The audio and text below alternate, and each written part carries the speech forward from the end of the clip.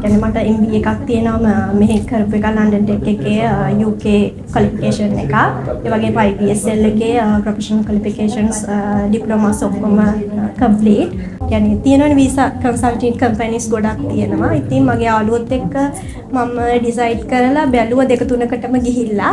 ඊට පස්සේ ඒ අතරතුර මට කියන්නේ රෝහක එක මට හම්බුණා. රෝහක එකෙන් මට කිව්වා මට already master එකක් තියෙන නිසා මට New Zealand process එක ලේසි. මොකද IELTS waive off වෙනවා.